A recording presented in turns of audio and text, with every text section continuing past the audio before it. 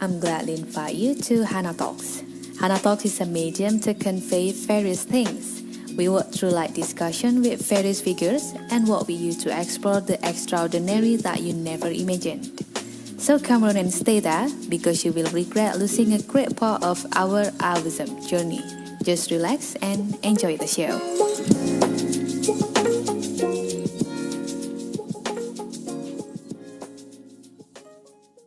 Oke, halo semuanya, kembali lagi bersama saya Dinar Hana di Hana Talks.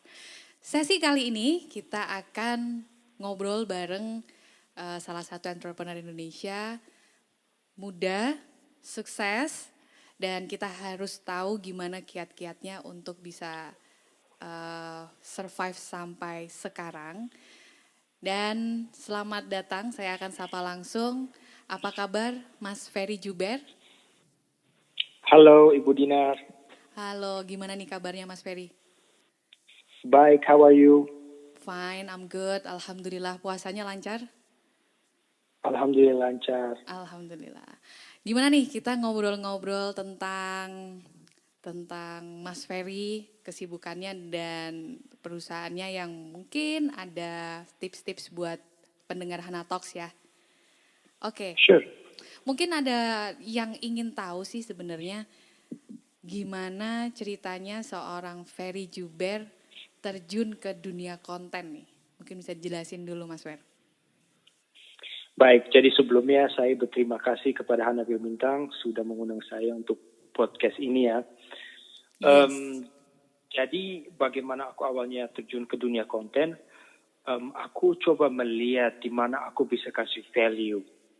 Dan aku melihat ada shift yang rata-rata usaha sekarang itu mereka mulai geser ke ranah digital. Nah, dan saya cenderung melihat bahwa ada sebagian besar usaha yang memang mereka tidak memanfaatkan social media dengan maksimal. So di sini saya melihat peluang untuk saya kasih value. Oke. Basically begitu. Keren. Berarti ini awalnya tercetus adanya Klik Indonesia, benar ya? Iya benar. Oke, berarti Klik ini memang fokus di dunia konten ya?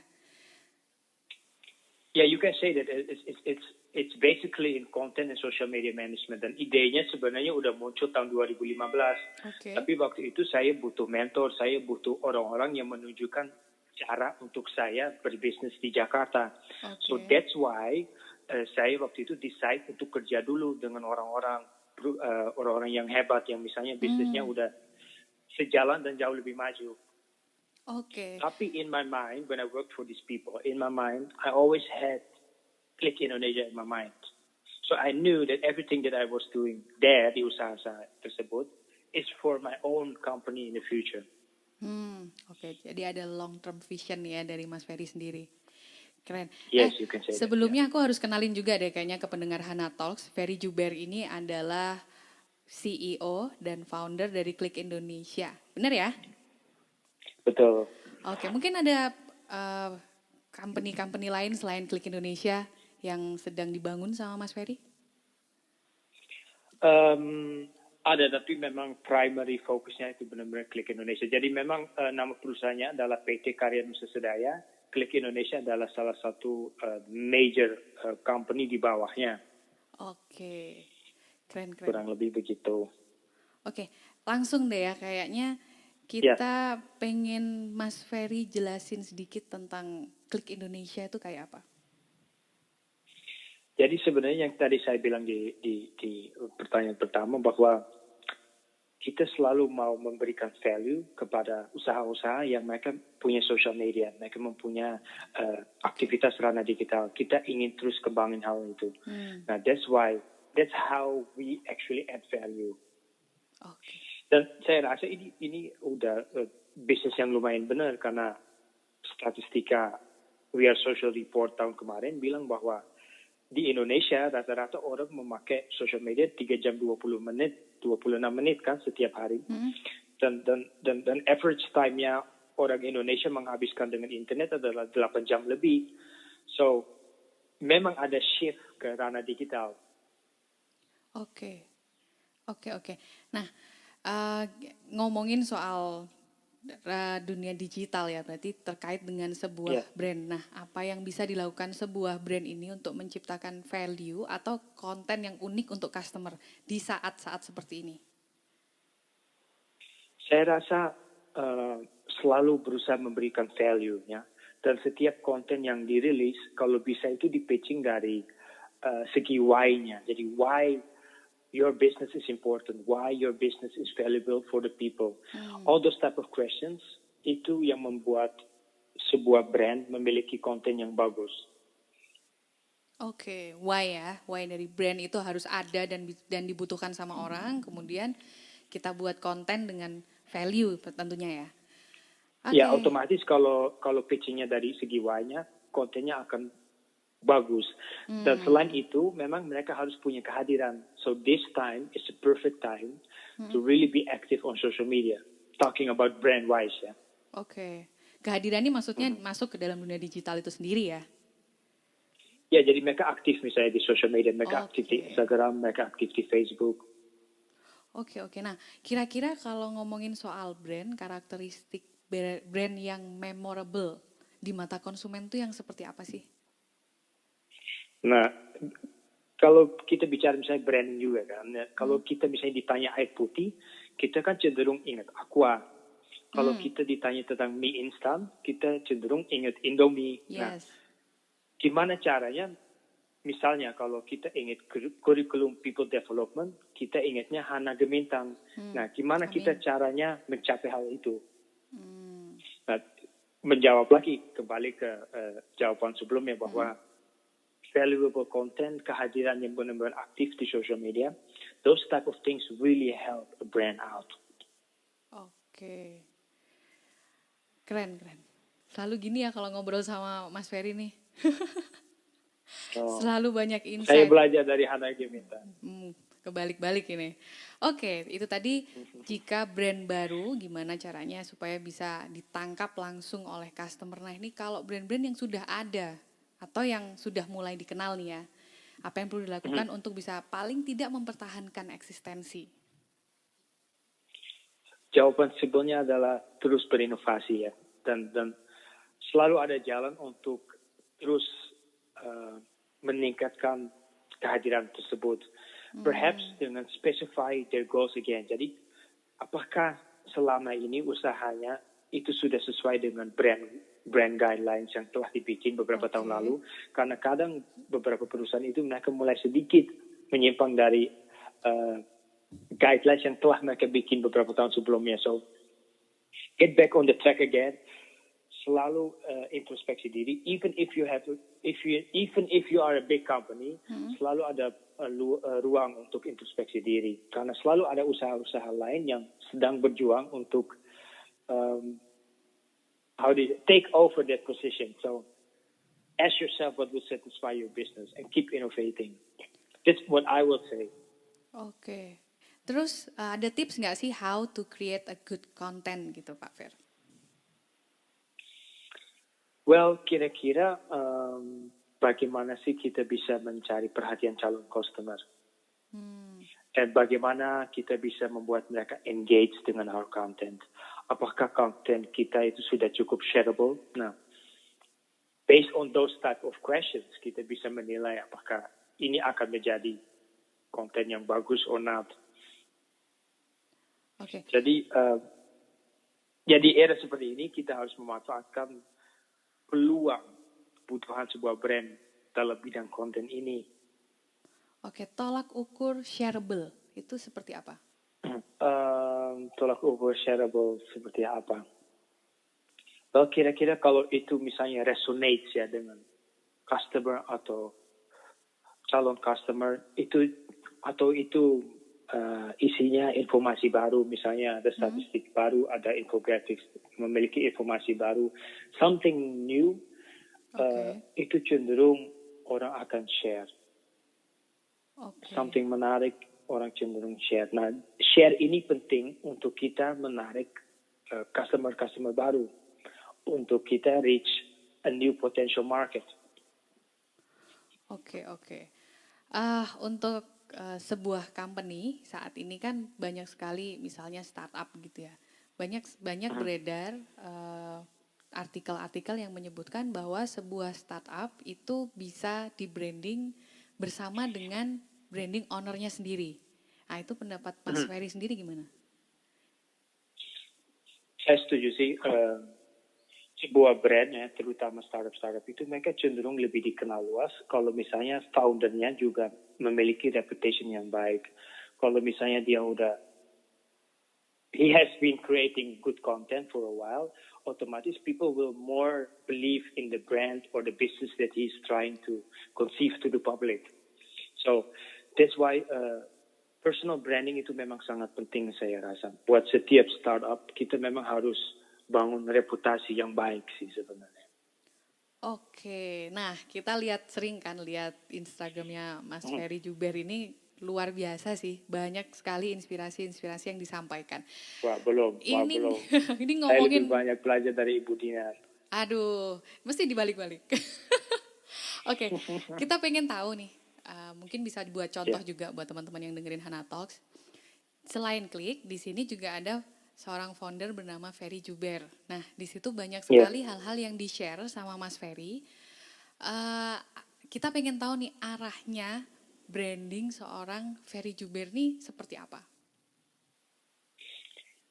Well, kalau saya sudah menulis status-status dari cukup lama ya. Jadi dari awalnya Facebook 2009 saya udah mulai bikin status-status kadang cukup panjang, kadang what's on my mind, kadang what I'm thinking about. So these types of thing akhirnya ke build up sampai saya bikin Instagram publik dari Uno.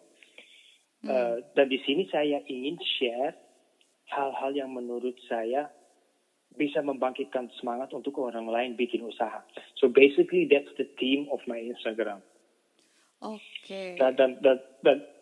So that's I'm just sharing my public opinions about what I think can give value to other people. Dan saya rasa ini adalah sesuatu yang semua orang bisa lakukan. Jadi semua orang bisa memanfaatkan social media mereka untuk menyampaikan ide-ide atau visi-visi yang bagus gitu. Yang menurut Anda bagus, you can share it on your social media. And tidak ada salahnya karena dengan cara ini, you can create a good reputation for yourself, which can benefit you in the future. Oke, jadi ini bisa juga bermanfaat ya buat teman-teman yang dengerin. Jadi menjadi diri sendiri. Ini Mas Ferry suka untuk share anything yang bisa membangkitkan semangat. Oke, ngomongin soal reputation tadi udah di-mention.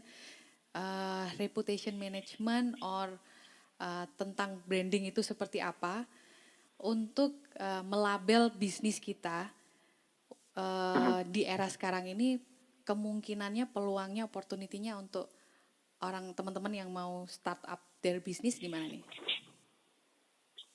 Kan saya bisnisnya di bidang B2B sih, jadi kita kan ingin memberi value kepada bisnis yang sudah jalan, kepada bisnis yang memang kira-kira mereka butuh bantuan di ranah digital. Nah, saya rasa untuk semua calon pengusaha, semua orang bisa bangun bisnis di bidang B2B ini. Jadi kalau kita bisa melihat bisnis-bisnis yang sudah online, tapi mereka misalnya engagement-nya kurang ramai, atau marketing campaign-nya belum optimal. Nah, kita di sini bisa add value. Anybody can add value to a business like that. Karena begini, the reason why I mentioned private labeling before karena kita bisa lihat Google misalnya, kan Google beberapa tahun lalu setiap customer call-nya itu di India dilakukan sama agency di India. So, and that is Google a few years ago. So, banyak usaha lain misalnya Danone dan lain sebagainya, kalau kita telepon customer service-nya, kita cenderung menghubungi agency lain yang a whole call center. So they are representing that business.